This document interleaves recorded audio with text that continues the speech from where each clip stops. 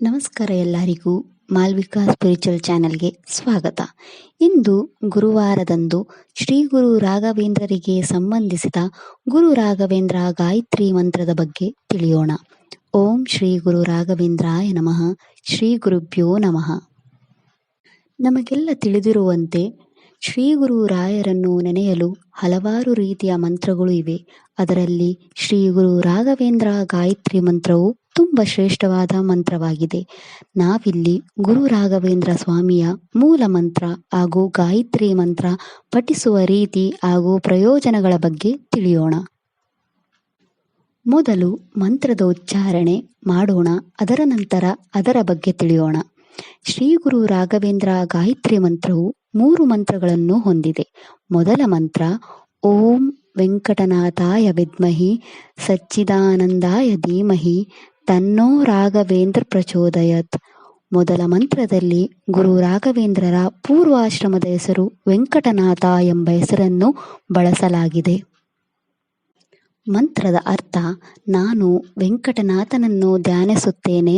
ಯಾರು ಪರಿಪೂರ್ಣ ಆನಂದ ಅಥವಾ ಸಂತೋಷ ಕೊಡುವವರು ಗುರು ರಾಘವೇಂದ್ರರು ನನ್ನ ಮನಸ್ಸನ್ನು ಬೆಳಗಲಿ. ಎರಡನೇ ಮಂತ್ರ ಓಂ ವೆಂಕಟನಾಥಾಯ ವಿದ್ಮಹಿ ತಿಮ್ಮಣ್ಣ ಪುತ್ರಾಯ ಧೀಮಹಿ ತನ್ನೋ ರಾಘವೇಂದ್ರ ಪ್ರಚೋದಯತ್. ಎರಡನೇ ಮಂತ್ರದಲ್ಲಿ ಗುರು ರಾಘವೇಂದ್ರರ ಪೂರ್ವಾಶ್ರಮದ ತಂದೆ ತಿಮ್ಮಣ್ಣ ಅವರನ್ನು ಉಲ್ಲೇಖಿಸಲಾಗಿದೆ. ಮಂತ್ರದ ಅರ್ಥ: ನಾನು ವೆಂಕಟನಾಥನನ್ನು ಧ್ಯಾನಿಸುತ್ತೇನೆ. ಯಾರು ತಿಮ್ಮಣ್ಣನ ಮಗ ಆಗಿದ್ದಾನೆ. ಗುರು ರಾಘವೇಂದ್ರರು ನನ್ನ ಮನಸ್ಸನ್ನು ಬೆಳಗಲಿ. ಮೂರನೇ ಮಂತ್ರ ಓಂ ಪ್ರಹ್ಲಾದಾಯ ವಿದ್ಮಹಿ ವ್ಯಾಸರಾಜಾಯ ಧೀಮಹಿ ತನ್ನೋ ರಾಘವೇಂದ್ರ ಪ್ರಚೋದಯತ್.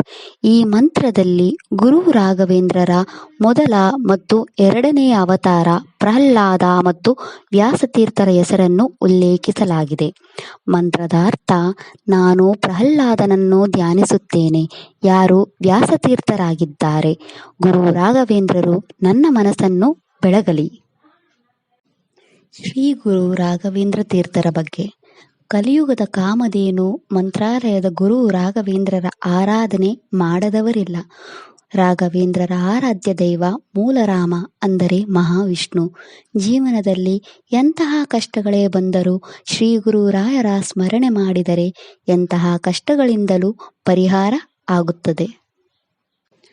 ಸನಾತನ ಹಿಂದೂ ಧರ್ಮದಲ್ಲಿ ವಾರದ ಪ್ರತಿ ದಿನವನ್ನು ಒಂದಲ್ಲ ಒಂದು ದೇವರಿಗೆ ದೇವತೆಗಳಿಗೆ ಸಮರ್ಪಿತವಾಗಿದೆ. ಅದೇ ರೀತಿ ಗುರುವಾರವನ್ನು ಗುರುವಿಗೆ ಸಂಬಂಧಿಸಿದ ದಿನವೆಂದು ಪರಿಗಣಿಸಲಾಗುತ್ತದೆ. ಇದಲ್ಲದೆ ಜ್ಯೋತಿಷ್ಯ ಶಾಸ್ತ್ರದ ಪ್ರಕಾರ ಗುರುವಾರದಂದು ದೇವಗುರು ಬೃಹಸ್ಪತಿಯನ್ನು ಪೂಜಿಸಲಾಗುತ್ತದೆ. ಶ್ರೀ ರಾಘವೇಂದ್ರ ಸ್ವಾಮಿ ಪವಿತ್ರ ಗುರು ಮತ್ತು ಜೀವಂತ ದೇವರು. ಗುರು ರಾಘವೇಂದ್ರ ಸ್ವಾಮಿಯನ್ನು ನಂಬಿದರೆ ಸ್ವಾಮಿ ಎಂದಿಗೂ ಕೈಬಿಡಲ್ಲ ಎಂಬುದನ್ನು ರಾಯರ ಭಕ್ತರ ಅಚಲ ನಂಬಿಕೆ. ಭಕ್ತರ ನಂಬಿಕೆಗೆ ತಕ್ಕಂತೆ ಅನೇಕ ಪವಾಡಗಳು ನಡೆದಿವೆ. ಕಷ್ಟ ಬಂದಾಗ ರಾಯರನ್ನು ಮನಸ್ಸಿನಲ್ಲಿ ನೆನೆದರೆ ಸಾಕು, ಕಷ್ಟಗಳು ಮಂಜಿನಂತೆ ಕರಗುವುದು. ರಾಯರನ್ನು ಪೂಜಿಸಲು ಕಠಿಣ ನಿಯಮಗಳೇನೂ ಇಲ್ಲ. ಶುದ್ಧ ಮನಸ್ಸಿನಿಂದ ರಾಯರನ್ನು ಪೂಜಿಸಿದರೆ ಸಾಕು, ರಾಯರು ಅವರೆಲ್ಲ ಕಷ್ಟಗಳನ್ನು ನಿವಾರಿಸುತ್ತಾರೆ. ಇನ್ನು ಮಂತ್ರ ಪಠಿಸುವ ರೀತಿ. ರಾಘವೇಂದ್ರ ಸ್ವಾಮಿಯ ಮೂಲ ಮಂತ್ರ ಓಂ ಶ್ರೀ ಗುರು ರಾಘವೇಂದ್ರಾಯ ನಮಃ. ಈ ಮಂತ್ರವನ್ನು ಗುರುವಾರನೇ ಅಂತಲ್ಲ, ಯಾವಾಗ ಬೇಕಾದರೂ ಪಠಿಸಬಹುದು.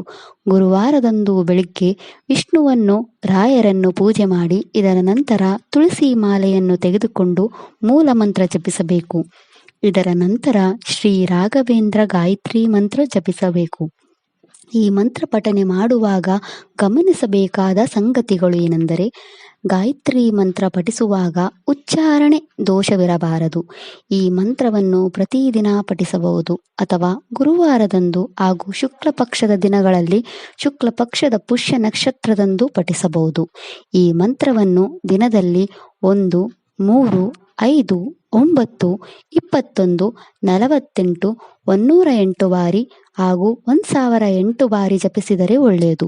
ಏನಾದರೂ ಸಂಕಲ್ಪ ನೆರವೇರಲು ನೀವು ಈ ಮಂತ್ರ ಪಠಿಸುವುದಾದರೆ ದಿನದಲ್ಲಿ 1008 ಬಾರಿ ಜಪಿಸಿ. ಒಂದು ವೇಳೆ ಸತತವಾಗಿ 48 ದಿನಗಳ ಕಾಲ ಪಠಿಸುವುದಾದರೆ ಈ ನಿಯಮಗಳನ್ನು ಪಾಲಿಸಬೇಕು.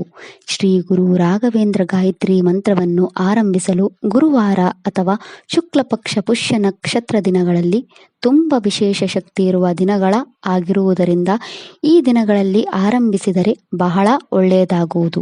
ಪ್ರತಿದಿನ 1008 ಬಾರಿಯಂತೆ 48 ದಿನಗಳ ಕಾಲ ಸತತವಾಗಿ ಶ್ರೀ ಗುರು ರಾಘವೇಂದ್ರ ಗಾಯತ್ರಿ ಮಂತ್ರ ಪಠಿಸುತ್ತಾ ಬಂದಲ್ಲಿ ಕಲಿಯುಗದ ಕಾಮಧೇನು ಕಲ್ಪವೃಕ್ಷ ಭಕ್ತರ ಪಾಲಿನ ಆಪದ್ಬಾಂಧವ ಶ್ರೀ ಗುರು ರಾಘವೇಂದ್ರರು ನಿಮ್ಮ ಕನಸಿನಲ್ಲಿ ಬರುವುದು ಖಚಿತ.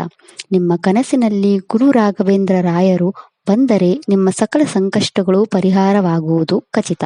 ಕನಸಿನಲ್ಲಿ ಗುರು ರಾಘವೇಂದ್ರ ಸ್ವಾಮಿ ಕಾಣಿಸಿಕೊಳ್ಳುತ್ತಾರೆ ಎಂದು ಭಕ್ತರು ತಮ್ಮ ಸ್ವಾನುಭವದಿಂದ ಹೇಳುತ್ತಾರೆ. ಗುರುರಾಯರ ಭಕ್ತರಿಗೆ ಸ್ವಾಮಿಯ ಶಕ್ತಿಯ ಅರಿವು ಖಂಡಿತವಾಗಿರುತ್ತದೆ. ಯಾವಾಗ ಸ್ವಾಮಿ ಕನಸಿನಲ್ಲಿ ಕಾಣಿಸಿಕೊಳ್ಳುತ್ತಾರೋ ಕನಸುಗಳೆಲ್ಲ ಪರಿಹಾರವಾಗುವುದು ಎಂಬ ನಂಬಿಕೆ ಇದೆ. ಮತ್ತು ಈ ಮಂತ್ರದ ಪ್ರಯೋಜನಗಳು: ಗುರುವಾರದ ಸಮಯದ ಪೂಜೆಯ ವೇಳೆ ಈ ಮಂತ್ರ ಜಪಿಸಿದರೆ ಇಷ್ಟಾರ್ಥ ಸಿದ್ಧಿಸುತ್ತದೆ ಎಂಬ ನಂಬಿಕೆ ಇದೆ. ಈ ಮಂತ್ರವನ್ನು ಪಠಿಸುವುದರಿಂದ ದೇವರ ಕೃಪೆಗೆ ಪಾತ್ರರಾಗುವುದು ಮಾತ್ರವಲ್ಲ, ಮನಸ್ಸಿನಲ್ಲಿ ಆತ್ಮವಿಶ್ವಾಸ ಹೆಚ್ಚಾಗುವುದು, ಋಣಾತ್ಮಕ ಆಲೋಚನೆಗಳು ದೂರಾಗಿ ಮನಸ್ಸಿನಲ್ಲಿ ಧನಾತ್ಮಕ ಆಲೋಚನೆಗಳು ಹೆಚ್ಚಾಗುವುದು. ಗುರುವಾರದ ದಿನದಂದು ಈ ಮಂತ್ರ ಜಪಿಸಿದರೆ ಜಾತಕದಲ್ಲಿ ಗುರು ದೋಷ ಪರಿಹಾರವಾಗುತ್ತದೆ. ಈ ಮಂತ್ರವನ್ನು ಪಠಿಸುವುದರಿಂದ ವೃತ್ತಿಯಲ್ಲಿ ಅಡೆತಡೆಗಳು ಮತ್ತು ಹಣಕ್ಕೆ ಸಂಬಂಧಿಸಿದ ಸಮಸ್ಯೆಗಳು ಪರಿಹಾರವಾಗುತ್ತದೆ. ಈ ಮಂತ್ರವು ಆರ್ಥಿಕ ಸ್ಥಿತಿಯನ್ನು ಬಲಪಡಿಸುತ್ತದೆ ಮತ್ತು ಜೀವನದಲ್ಲಿ ಸಂತೋಷ ಮತ್ತು ಸಮೃದ್ಧಿಯನ್ನು ತರುತ್ತದೆ. ಈ ಮಂತ್ರವು ಆದಷ್ಟು ಬಾರಿ ಪಠಿಸಿದರೆ ಸಂಕಷ್ಟ ನಿವಾರಣೆ ಆಗುತ್ತದೆ ಎಂಬ ನಂಬಿಕೆ ಇದೆ.